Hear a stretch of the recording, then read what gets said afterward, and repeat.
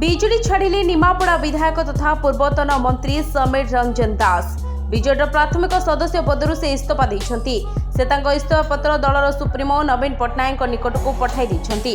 ଦଳ ଛାଡ଼ିଥିବା ନେଇ ଭିଡିଓ ବାର୍ତ୍ତା ମାଧ୍ୟମରେ ସୂଚନା ଦେଇଛନ୍ତି ସମୀର। ଏଥିରେ ସେ ଦଳ ଛାଡ଼ିବାର କାରଣ ସମ୍ପର୍କରେ କହିଛନ୍ତି।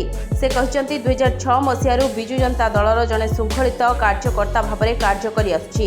ଆଜିର ଦିନରେ ରାଜ୍ୟ ବିଜୁ ଜନତା ଦଳର ନେତା ମୋ ଉପରେ ଆସ୍ଥା ହରାଇଛନ୍ତି।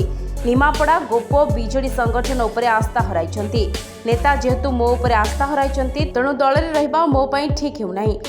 ସୁତରାଂ ଦଳର ପ୍ରାଥମିକ ପଦରୁ ଆଜି ଇସ୍ତଫା ଦେଉଛି। 2009, 2014, 2019ରେ ବିଜେଡି ଟିକେଟରେ ନିମାପଡ଼ାରୁ ବିଧାନସଭାକୁ ନିର୍ବାଚିତ ହୋଇଥିଲେ ସମୀର। ଏଥର ଟିକେଟ କଟିବାରୁ ସେ ଅସନ୍ତୁଷ୍ଟ ଥିଲେ। ନିମାପଡ଼ାରେ ସେ ବାରମ୍ବାର ଶକ୍ତି ପ୍ରଦର୍ଶନ କରିଥିଲେ, ତଥାପି ଦଳ ତାଙ୍କୁ ଗୁରୁତ୍ୱ ଦେଇନଥିଲା। ଓଲଟି ଦଳ ସମୀରଙ୍କୁ ପ୍ରାୟ 2 ସପ୍ତାହ ତଳେ ଢେଙ୍କାନାଳ ସଂସଦୀୟ କ୍ଷେତ୍ର ପର୍ଯ୍ୟବେକ୍ଷକ ଭାବରେ ନିଯୁକ୍ତି ଦେଇ ନିମାପଡ଼ା ବିଧାନସଭା ଆସନ ପାଇଁ ଘୋଷିତ ଦଳୀୟ ଟିକେଟର ପୁନର୍ବିଚାର କରିବ ନାହିଁ ବୋଲି ସ୍ପଷ୍ଟ ସନ୍ଦେଶ ଦେଇଥିଲା। ବିଜେଡି ଏଥର ଦିଲ୍ଲୀପ ନାୟକଙ୍କୁ ନିମାପଡ଼ାରୁ ବିଧାୟକ ପ୍ରାର୍ଥୀ କରିଛି। ଏବେ ଦେଖିବାକୁ ରହିଲା ବିଜେଡିରୁ ଅସନ୍ତୁଷ୍ଟ ହୋଇ ଶଙ୍ଖ ଛାଡ଼ି ପଦ୍ମ ପୋଖରୀରେ ବୁଡ଼ ପକାଇବେ କି ସମୀର। ବ୍ୟୁରୋ ରିପୋର୍ଟ, ଦିନଲିପି ଲାଇଭ୍। ଦିନଲିପି ଲାଇଭ୍କୁ ଏବେ ହିଁ ଲାଇକ୍, ସେୟାର, ସବସ୍କ୍ରାଇବ୍ କରନ୍ତୁ।